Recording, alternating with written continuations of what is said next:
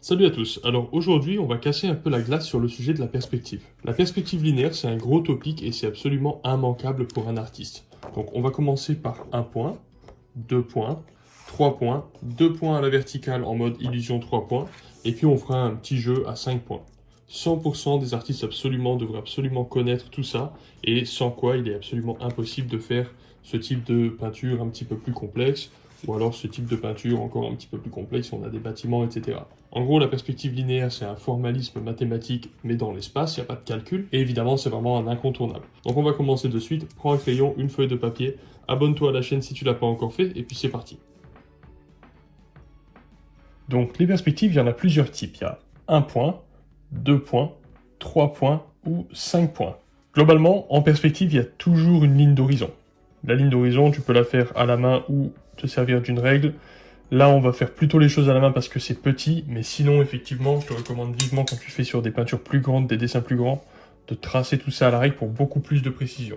Ensuite, la perspective a un point de fuite, ça veut dire qu'il va y avoir un point sur la ligne d'horizon, duquel va partir des lignes de fuite, un petit peu comme une étoile. Toutes ces lignes, en fait, dans la vraie vie, elles sont parfaitement parallèles comme ça, comme un rail de train. Sauf que quand toi, en tant qu'observateur, en fait, t'es assis sur les rails du train, eh bien forcément, tu vas avoir l'impression que les lignes convergent vers un seul point. Alors qu'en fait, elles sont parallèles. C'est juste une illusion d'optique que tu auras aussi lorsque tu es en voiture, sur la route, etc.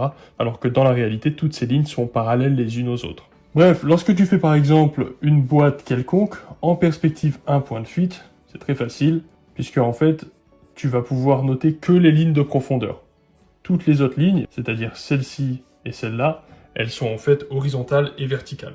Donc tu peux t'amuser à faire des volumes quelconques, comme par exemple, alors là j'ai fait un volume qui sert absolument à rien, mais comme par exemple justement un chemin de fer, pourquoi pas, avec par exemple un rebord sur le côté pour que les gens puissent monter sur le train, un aplat, et puis pourquoi pas le bâtiment de la gare, qui fait comme ça, et à chaque fois on n'oublie pas de revenir au point de fuite, sinon en fait notre perspective elle va être complètement de traviole. Et ensuite, si par exemple sur un volume comme ça tu veux trouver le centre, dans la perspective tu fais une croix, qui part d'un angle à l'autre, hop, et voilà. Et là en fait ça, c'est le centre du volume dans la perspective. Et là par exemple tu peux t'amuser à faire une porte, avec des gens qui se baladent, après tu fais bien comme tu as envie. Et il en va de même pour les nuages, quand tu fais un paysage par exemple, avec un sol, comme ça, tu vois, là, tu as un point de vue, et ensuite tu fais des nuages, et bien les nuages se comportent aussi comme des volumes, en fait.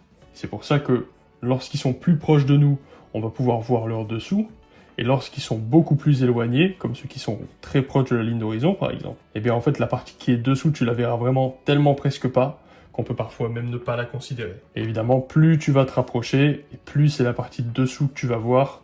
Et ensuite, bien sûr, tu peux continuer de faire des volumes à droite, à gauche, un petit peu comme tu désires, c'est pas du tout un problème, au contraire, ça te permet de te faire un petit peu la main et de t'entraîner à comprendre comment une perspective à un point de fuite fonctionne. D'accord, donc ça c'est vraiment la base et c'est ce qui est beaucoup utilisé par Hubert Robert, mais pas seulement, par Thomas Morand, mais pas seulement aussi, c'est vraiment un classique ultime. Maintenant quand on passe à 2 points de fuite, c'est pareil, il y a une ligne d'horizon avec des lignes de fuite qui vont partir pour le coup de 2 points de fuite puisque c'est à 2 points, tu vois, c'est écrit dans le titre, c'est ça qui est génial, hop, hop, hop, et voilà. Maintenant, à partir de là, en fait, la même chose est réelle. Si par exemple, on faisait de nouveau cette espèce de gare avec le chemin de fer, par exemple, le chemin de fer viendrait comme ceci, avec les morceaux de bois qui sont posés sur le chemin de fer qui eux, suivent en fait l'autre point de fuite qui est là-bas. Et ensuite, petit à petit, tu peux construire tes volumes. L'idée, c'est que toutes les lignes vont suivre ces points de fuite, sauf les verticales. Si je place mon bâtiment ici, et là, à partir de là, tu peux t'amuser à construire ton bâtiment dans la perspective, et après, tu peux t'amuser à faire tes volumes à différents endroits de ta perspective, et comme tu peux observer, plus on est loin, et plus on est proche comme ça de la ligne d'horizon, comme ici, plus on va avoir une perspective conservatrice, ça veut dire que tout va être pas mal aplati, et plus on s'approche, comme ça par exemple, et plus on va avoir des angles qui vont être extrêmes, à un point où on va avoir une distorsion. La distorsion en perspective, c'est un moment où en fait un cube au sol, par exemple cette zone-là, sera plus un cube du tout. Par exemple, si je vais comme ça et comme ça, je vais tellement bas que tu peux voir en fait que la forme commence à prendre un angle qui devient irréaliste, ça devient n'importe quoi. Ça se contrôle avec quelque chose qui s'appelle le cône de vision, qui est un petit peu compliqué, mais globalement, quand toi tu vas faire une peinture, tu vas choisir est-ce que j'ai envie que ma peinture elle soit comme ça, ou Ou est-ce que j'ai envie qu'elle soit comme ça, par exemple? Mais dans un contexte 3D, ça veut dire 2 points de fuite et des éléments, la vie en quelque sorte. Toi, tes yeux en tant qu'être humain ne voient pas les 2 points de fuite, ils sont plutôt concentrés dans un cercle comme ça au centre. Donc là, ce que je montre, c'est comment la 3D ça fonctionne et donner quelques exercices pour se faire un petit peu la main avec le contexte. Mais toi ensuite, quand tu vas faire une peinture ou une observation de la vie, etc., évidemment la vie elle n'est pas autant en perspective que ça. Là on s'amuse avec le concept mathématique et ensuite on se l'approprie pour faire quelque chose de réaliste, donc avec souvent une perspective un peu plus conservatrice que ça. Donc tu peux t'amuser à faire autant de volume que tu as envie jusqu'à ce que ça devienne vraiment un réflexe pour toi. Ce qui compte c'est d'en faire assez pour en fait bien comprendre où tes lignes doivent partir et que ce soit quelque chose qui devienne naturel. Si tu veux trouver le milieu d'un volume dans la perspective, tu fais une croix, et là ça te donne son milieu dans la perspective. Donc à partir de là, tu peux faire ce que tu veux, une porte, aucune importance, c'est toi qui décides. Si par exemple maintenant tu veux faire de nouveau une autre fenêtre au milieu ici, ben, tu peux faire de nouveau une croix là, hop, et là ça te donne le milieu. Et là pareil, tu peux faire une croix ici, une croix là, et là de nouveau ça te donne le milieu. Bon, donc ça c'était 1 point et 2 points. Maintenant on va voir 3 et 5 points. Un truc qu'il faut comprendre en perspective, c'est que le nombre de points de fuite que tu vas choisir ne dépend pas de la nature de l'objet, mais de ton positionnement par rapport à celui-ci. Je te donne un exemple avec le Rubik's Cube. Admettons, on est en 1 point de fuite là. Donc tu vois bien que cette ligne-là et cette ligne-là convergent éventuellement vers un point qui est probablement situé vers là, mais qui est à l'infini. Ça, c'est absolument horizontal. Ça, c'est absolument vertical. Un point de fuite traditionnel sur un Rubik's Cube. Maintenant, quand on le met comme ça, on est à 2 points de fuite. Cette ligne et cette ligne convergent à un seul point. Cette ligne et cette ligne aussi convergent, et cette ligne et cette ligne sont à la verticale. Pas exactement, parce que je tiens pas mon Rubik's Cube exactement parfaitement, mais théoriquement c'est comme ça. Ensuite, 3 points de fuite, c'est quand tu regardes quelque chose d'en haut. Donc ça, c'est mon personnage, c'est la tête de mon bonhomme, et bien si je regarde comme ça, dans cette direction, ou dans cette direction, et ce qui va se passer, c'est qu'il va se passer ça. Et donc du coup, forcément, en plus d'avoir ces lignes qui convergent et ces lignes-là qui convergent à un seul point de fuite, on va aussi avoir celle-là, celle-là et celle-là. Et tu peux voir que quand je fais ça, quand je le redresse, que je regarde quelque chose bien de face, genre là, tu es vraiment en train de regarder un truc de face, eh bien, c'est pas choquant, c'est tout ça, c'est bien normal. Et dès que je penche, t'as vu, mes lignes, elles commencent à partir en live complet, et elles convergent elles-mêmes vers un seul point. Et plus je penche, plus ça va être vers un seul point. Ceci étant dit, tu vas de nouveau avoir besoin de faire une ligne d'horizon, ça change pas. Et de nouveau, on va faire des lignes qui partent un peu partout. Et du coup, là, en fait, c'est en 2 points de fuite, sauf que vu qu'on n'a pas envie que nos verticales soient toutes parallèles, on va les faire converger à un autre point. On va faire une ligne, et ensuite on va faire converger des points, comme ça, comme ça. Le but là, c'est que pour le coup, on est comme un éventail un petit peu. Donc ça veut dire que nous, notre observateur, en fait, il est tranquillement là, et en fait, il regarde vers le bas. Ça veut pas dire que la ligne d'horizon se met vers le bas, la ligne d'horizon, elle change pas, elle est toujours ici. Mais par contre, toi, tu regardes en bas. Donc, tu vas avoir toujours, par exemple, tes formes de base qui convergent vers les 2 points de fuite qui sont là-bas. Ça change pas. Par contre, maintenant, les lignes qui descendent vers le bas, elles aussi, elles convergent, et ça va donner l'impression qu'on regarde vraiment un truc du dessus. Ensuite, tu peux t'amuser, comme d'hab, à faire plusieurs volumes comme ça, juste histoire de faire en sorte de commencer à choper un peu le système. Et à partir de là, tu peux faire absolument tout ce que tu as envie. Si toi, ton délire, c'est de faire un vaisseau spatial, dans la perspective en 3D, une voiture, un pont romain ou quoi que ce soit, on s'en cire en masse. C'est vraiment toi qui décides ce que tu veux faire.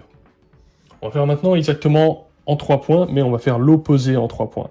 Ça veut dire qu'on va regarder d'en bas quelque chose qui est pas forcément grand par ailleurs, mais en tout cas un objet comme ça, admettons, et nous on regarde la chose par le bas. Un peu comme quand on regarde en dessous des immeubles. On est en train de marcher dans la rue et on voit tous ces immeubles.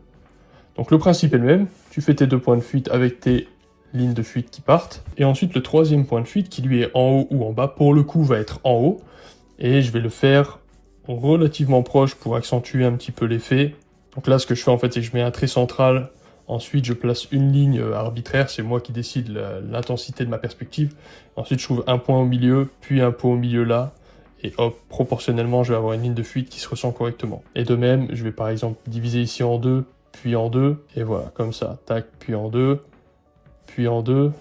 hop. Et en fait, du coup, tu fais une division proportionnelle à chaque fois, donc c'est comme ça que tu fais en fait une grille de perspective qui se ressent bien, même quand tes points de fuite sont complètement à l'extérieur de ta toile. Alors c'est sûr qu'il y a des méthodes plus efficaces que je pourrais montrer une autre fois, et plus précises surtout, mais là, on s'en cire, c'est pour le concept. Donc maintenant, eh bien, c'est la même chose si tu veux. Admettons que ça, ce soit la ligne du trottoir.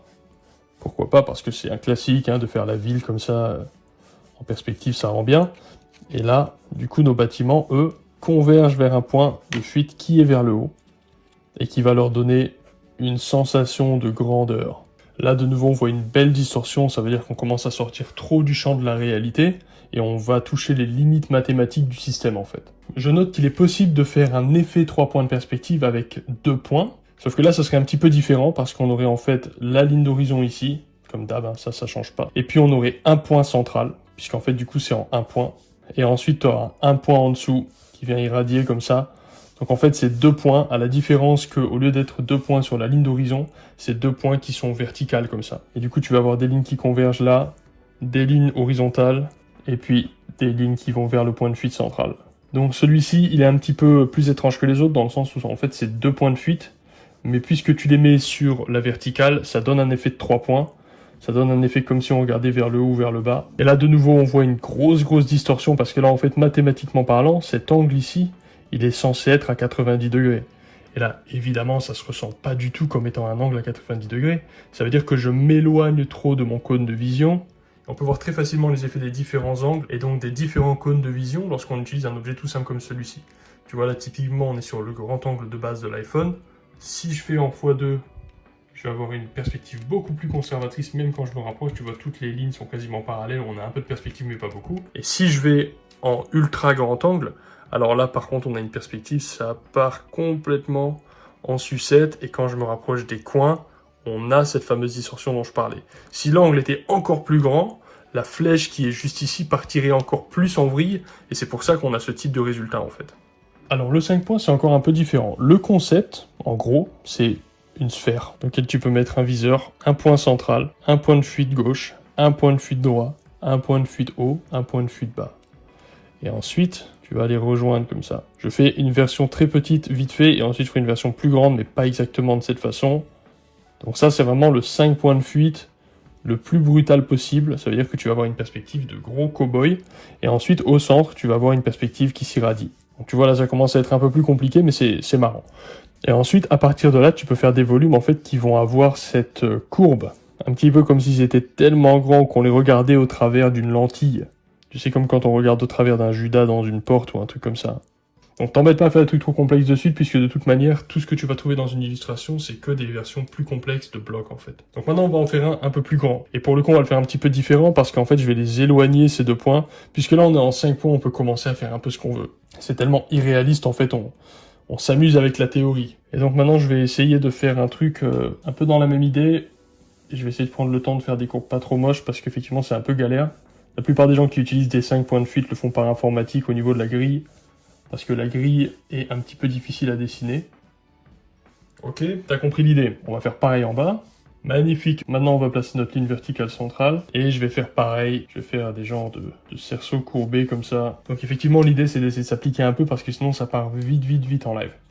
Maintenant, on va balancer des lignes de fuite centrales. Et voilà, et à partir de là, tu peux commencer à t'amuser à faire ton dessin, ou tes volumes, peu importe ce que tu as envie de faire. Et ce qu'il faut à chaque fois, c'est que ça suive tes lignes de fuite, on est d'accord? Pour trouver l'épaisseur de mon pont, je vais faire une transparence. Comme ça, hop. Alors, je le vois bien que ma perspective, elle part déjà en live. C'est pour ça que la perspective à 5 points, la dessiner comme ça, c'est pas évident. Surtout que c'est peut-être la 2e ou 3e fois que je le fais, donc effectivement, c'est d'autant plus complexe. Là, on va pouvoir mettre, pourquoi pas, un genre de trottoir avec, je sais pas moi, une marche ici. Le pont, je vais l'épaissir, parce que là, il est un peu bizarre, ce pont, non? Il est un petit peu trop fin, je pense. Ça, je vais le reporter là-bas, si j'ai envie, par exemple, que de l'autre côté, il y ait à peu près la même chose. Je vais pas trop partir dans des calculs complexes, je vais juste le faire un peu à l'œil, en espérant que l'œil soit pas trop en vrac. Maintenant, si par exemple, on fait des gens en haut, et ben pareil, ces gens-là, ils vont forcément suivre aussi cette logique de perspective. Donc si on les fait, par exemple, pas trop grands, mais pas forcément trop petits non plus, ils vont être comme ça. Ils vont suivre, tu vois, cette dynamique. On peut en faire un qui est peut-être posé sur le pont, donc on voit pas tout son corps. Là aussi. Et dans l'idée, c'est que le mec qui se tient droit, mais à cause de la perspective, toi, tu le vois complètement de traviole, quoi, tu vois. Donc là, pareil, hein, forcément, dès que je me rapproche trop des coins et que je m'écarte trop du centre, on va avoir une distorsion de cow-boy. Mais bon, c'est rigolo quand même. C'est que la perspective fait des choses un petit peu étranges, même si mathématiquement c'est correct. Et voilà, ensuite, petit à petit, amuse-toi simplement à rajouter des volumes, des petits volumes, des gros volumes, on s'en fout, pas juste quelques heures à faire ça. Et puis en fait, ça va te faire un petit peu la main, et comme ça va te permettre aussi de comprendre un petit peu mieux comment les gens qui font des illustrations avec beaucoup de profondeur et tout s'y prennent, parce que ça, ils le connaissent sur le bout des doigts. Bon voilà les amis, j'espère que c'était cool pour vous et que ça vous aura appris pas mal de trucs. Pour ceux d'entre vous qui sont déjà un petit peu calés en perspective, je sais que j'ai dit aujourd'hui pas mal de banalités, mais c'était important que je fasse une vidéo sur la base avant de passer au cône de vision, l'angle à 45, et puis ensuite disséquer le 1 point, 2 points, 3 et 5 points, plus en détail indépendamment pour chaque vidéo. Donc je vous dis à la prochaine, en attendant peignez beaucoup, dessinez un maximum, et puis à plus.